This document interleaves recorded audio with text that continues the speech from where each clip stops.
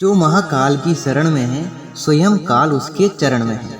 तो एक बार कमेंट में जय महाकाल जरूर लिखें। भगवान शिव के महामृत्युंजय मंत्र को शुद्ध शुद्ध पढ़ा जाए तो मौत भी भाग जाती है, जीवन सफल हो जाता है और जीवन के बाद की राह और भी ज्यादा आसान और सुखद हो जाती है। स्कंद पुराण में कही गई भद्रायु की कथा यही साबित करती है। तो चलिए फिर कथा को सुनना शुरू कर देते हैं।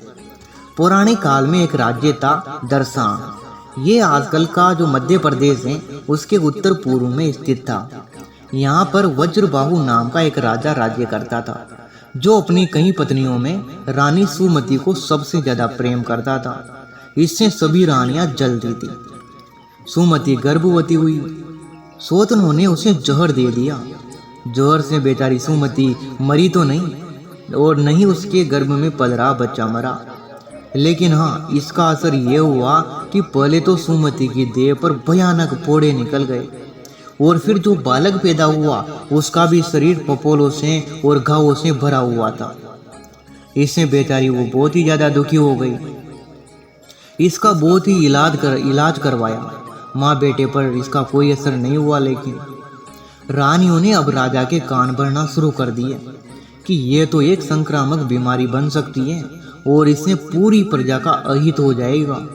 इससे पहले कि बात खुले, राजा ने सुमति को बच्चे के साथ में जंगल में छुड़वा दिया। रानी सुमति अपने बेटे को लेकर किसी तरह जंगल से बाहर निकली तो उसे एक औरत मिली जो पास के ही एक शहर की महाजन के यहाँ दासी थी। वह उसे वहां पर लेकर गई। नगर रक्षक पद्माकर ने वेद बुलाए और इलाज करवाया, लेकिन इससे भी कोई लाभ नहीं हुआ। सुमति की हालत खराब थी। उसका नवजात बेटा ये रोग झेल नहीं सका और बेचारे की मृत्यु हो गई। ये देखकर सुमति तो बेहोश हो गई।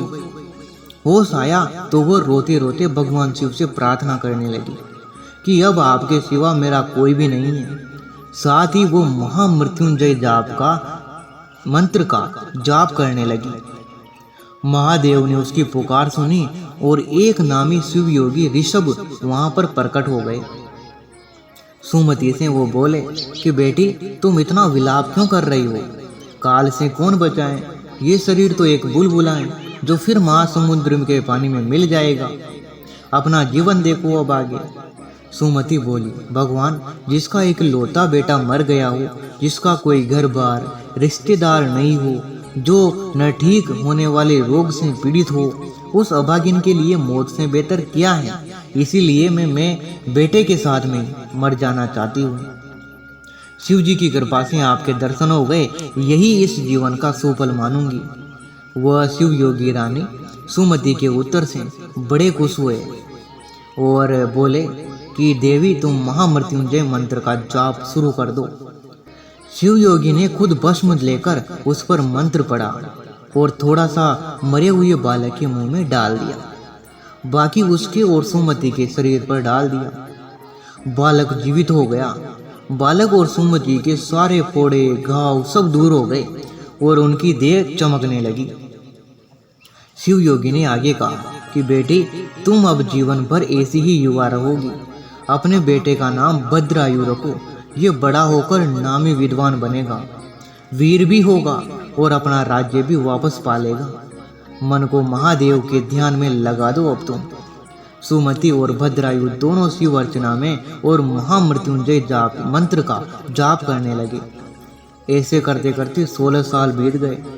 अब भद्रायु पढ़ लिखकर एक सुंदर युवक बनने की ओर था। तभी शिव योगी ऋषभ एक बार फिर वहां आ जाते हैं। भद्रायु उनको देखता है तो उनके चरणों में लौट जाता है। उन्होंने भद्रायु को न केवल आशीर्वाद बल्कि तरह तरह की भिक्षाएं भी दी। शिव योगी ऋषभ ने कहा कि भद्रायु, जल्द ही तुम अपना वो राज्य हासिल करोगे जिस पर तुम्हारा अधिकार है, जिसे तुम्हें धक्के देकर बाहर निकाला गया है। उन्होंने भद्रायु को एक शंख और एक खड्ग दिया। दोनों ही दिव्य थे, जिन्हें सुन और देखकर बेरी भाग जाते थे। फिर मंत्र पढ़कर भद्रायु के शरीर पर भस्म लगाई, जिससे उसे 12,000 हाथियों का बल मिल गया। शिव योगी ऋषभ के जाने के बाद पता चला कि वज्रबाहु के दुश्मनों ने उनकी सारी रानियों का अपहरण कर लिया है और उन्हें भी कैद कर लिया है। समाचार सुनकर क्रोधित भद्रायु शेर की तरह गरजा। हालांकि ये उनको अपनी निर्दोष पत्नी और अबोध बालक को व्यर्थ कष्ट पहुंचाने की सजा थी, लेकिन भद्रायु ने अपने पिता के शत्रुओं पर आक्रमण करके उन्हें मार डाला और अपने पिताजी को छुड़वा लिया। उनको उनका राज्य वापस मिल गया। इस कारनामे से भद्रायु का यश चारों ओर फैल गया। वज्रबाहु अपने बेटे से मिलकर खुश हुए और पत्नी सुमति से मिलकर बहुत ही ज्यादा लज्जित हुए। निषाद राज चित्रांगद और सीमंतिनी ने अपनी कन्या कीर्ति मालिनी का विवाह भद्रायु के साथ में कर दिया। वज्रबाहु ने वीर विद्वान शिव भक्त बेटे के लिए राजगद्दी खाली कर दी। भद्रायु ने हजारों साल तक राज करते हुए शिव पूजन और महामृत्युंजय का जाप जारी रखा और अंत में शिव स्वरूप होकर शिवलोक हो गए। तो प्रिय दोस्तों, आज का वीडियो आपको कैसा लगा? अगर अच्छा लगा है तो लाइक जरूर करें और कम से कम एक बार कमेंट में जय महाकाल जरूर लिखें। हो सकता है आपकी भी मनोकामनाएं पूर्ण हो जाए। ऐसी ही हमारी भगवान महाकाल से कामना है। तो धन्यवाद आपका वीडियो लास्ट तक देखने के लिए।